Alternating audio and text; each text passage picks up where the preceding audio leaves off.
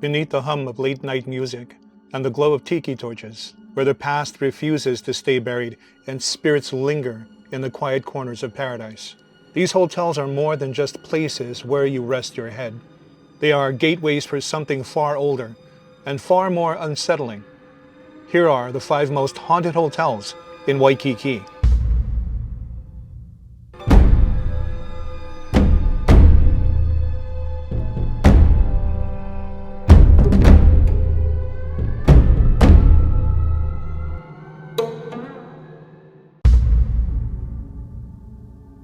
One afternoon in 1959, at the Hawaiian Village Hotel, a housekeeper was approached by a stunning woman in a long red mu'umu'u who seemed to shimmer with an otherworldly glow. She asked for directions, and a housekeeping inspector offered to show her the way. But as they walked off, the housekeeper realized the inspector was alone. The woman had vanished. Moments later, the inspector arrived at the room and, turning to point it out, found no one beside her. "I was talking to myself," she said. It was unbelievable. Over the years, similar stories have surfaced at what is now called the Hilton Hawaiian Village. Locals and visitors alike have reported sudden encounters with a woman who appears in the hotel's hallways or in other areas of this haunted resort in Hawaii. She's often described as beautiful, often dressed in red and sometimes glowing. Some believe these sightings are visitations from Pele, the goddess of fire. Her appearances are often fleeting but powerful, leaving behind a quiet warning. But the hotel is filled with stories of modern hauntings as well. Guests over the years have reported other unexplained sightings throughout the property. The apparitions seen aren't always dressed in old-fashioned clothing like many expect. Instead, they often appear in modern attire, like everyday hotel guests. Some witnesses describe seeing a man passing by without a word, or even a child standing quietly at the end of a hall, only to vanish moments later. One chicken skin account comes from a guest staying at the resort. One evening, while the wife was in the bathroom, her husband sat at the small table. As the husband ate dinner, he looked into the mirror and clearly saw a woman walking across the room behind him. She looked like his wife with her hair tied back, but she had glasses on and was wearing a different outfit he'd never seen before. When he turned around moments later, the figure was gone. He realized the bathroom door had never opened, and his wife did not come out and walk across the room. These stories suggest more than a single spirit. Not all hauntings are relics of the distant past. This luxury hotel in Waikiki opened in 1927 and quickly became a premier visitor destination. With its classic beauty and timeless attention to detail, this hotel became famous for its elaborate celebrations, its festivities, and its ghosts. Several guests over the years have complained about a specific room on the 3rd floor. People have voiced their frustration at being locked out of their room, but when maintenance arrives, the door opens with no problem. And although the room is equipped with air conditioning, there is one spot in the room that is definitely colder than the rest of the space, even though the AC vents are not facing that direction.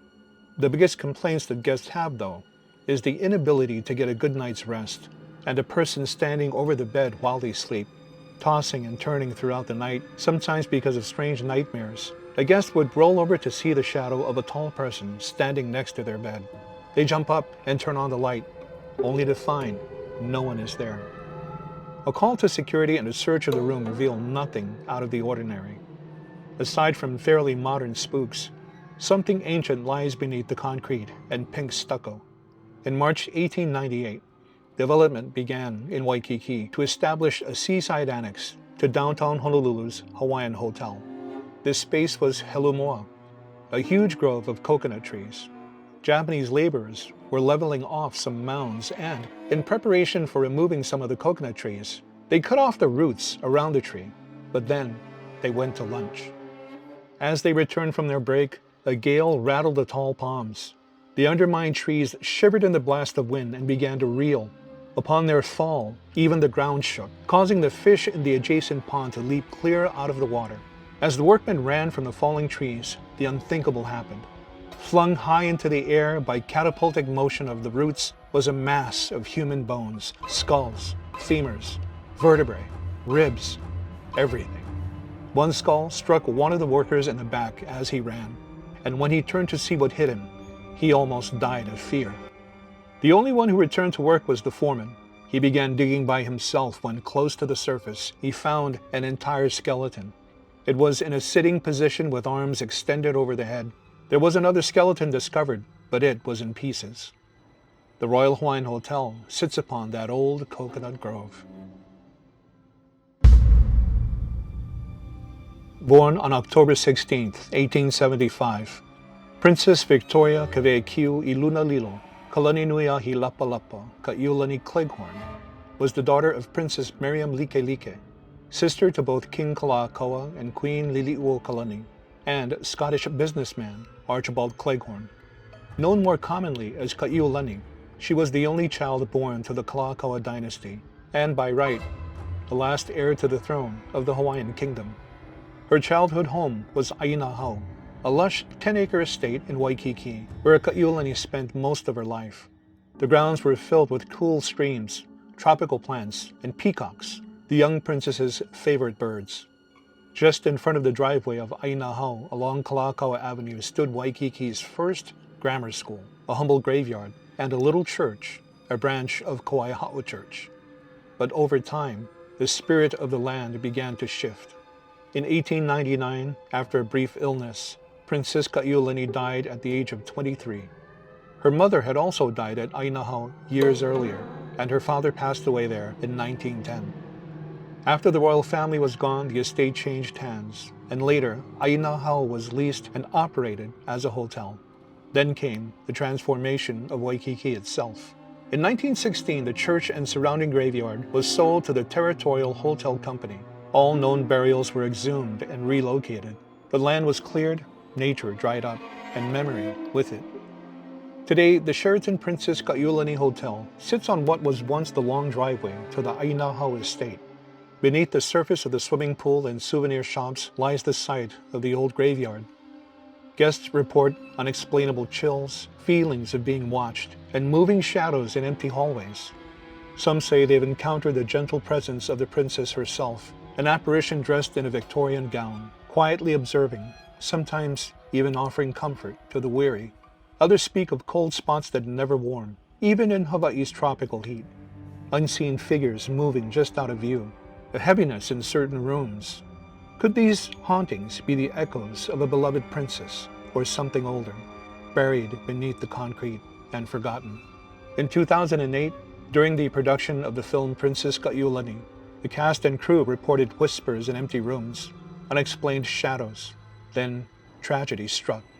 One of the production managers died in a sudden accident at the Sheraton Princess Ka Hotel, just days before filming began. Some called it coincidence, others a curse. Was it a warning, an insulted spirit, or could it be the ancient ones whose bones were once laid to rest in that sacred place, only to be removed in the name of progress?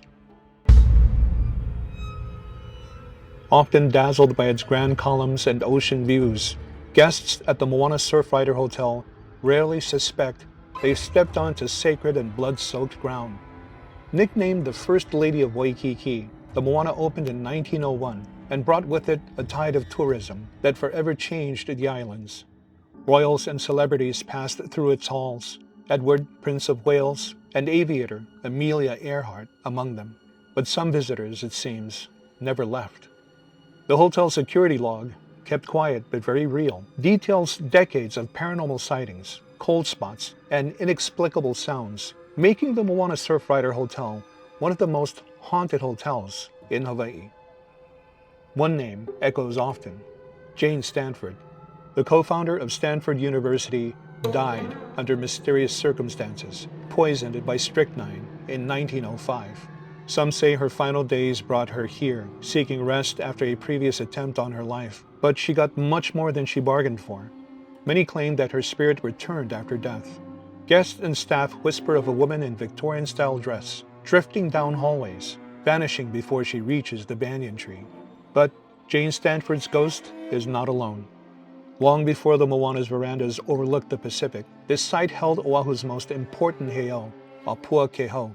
It was here that Kaihikapu, a Kakuihewa, younger brother to Oahu's high chief, exacted a brutal revenge against the Maui Ali'i. After defeating the invading forces, he executed their leader, Kauhiakama, and left his body on the sacred altar as a warning. Because a person's bones contain his mana, his spiritual essence, this was a great dishonor. Even worse, Kauhiakama's bones were turned into fishhooks and ceremonial tools, his skull a vessel for waste, the ultimate insult. Today, Apua Keho is gone, buried beneath concrete and colonial grandeur, but something remains.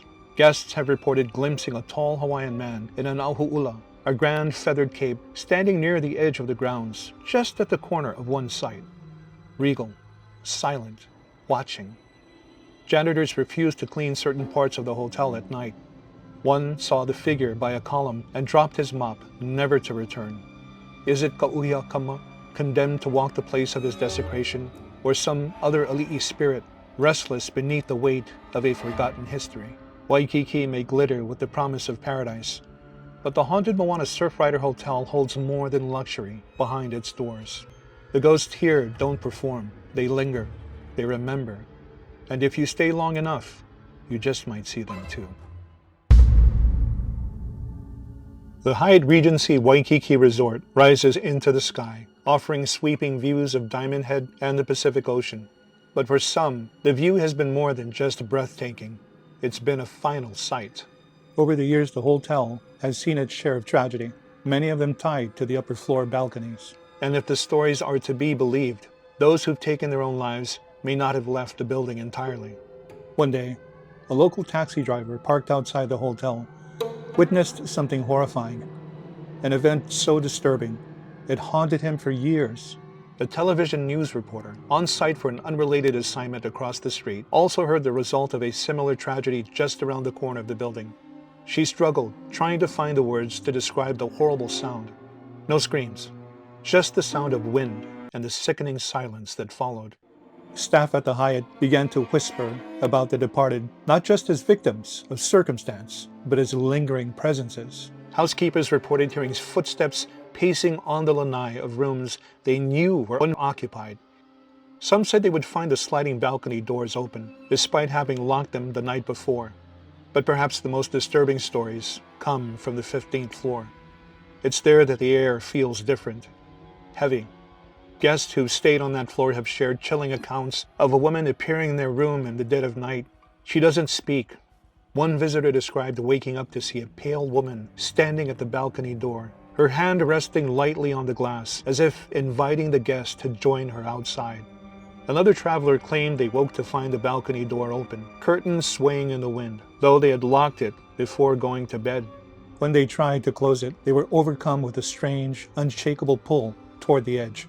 Something that felt cold and unnatural. Skeptics will say it's all coincidence, that a tragic past combined with the suggestibility of a beautiful but haunting view can conjure ghosts in the mind. But those who stood on the balconies, who felt the pull of something cold and invisible urging them closer to the edge, are not so quick to dismiss it. If you ever stay there, especially on the 15th floor, close your balcony door before you sleep. Lock it tight, and if you wake in the middle of the night to find it open, don't go outside. Don't look over the edge.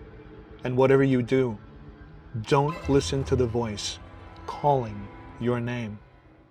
From eerie whispers in empty corridors to shadowy figures that vanish without a trace, the top 5 most haunted hotels in Waikiki each hold chilling stories painted into their walls. Visitors beware, and always have your camera ready.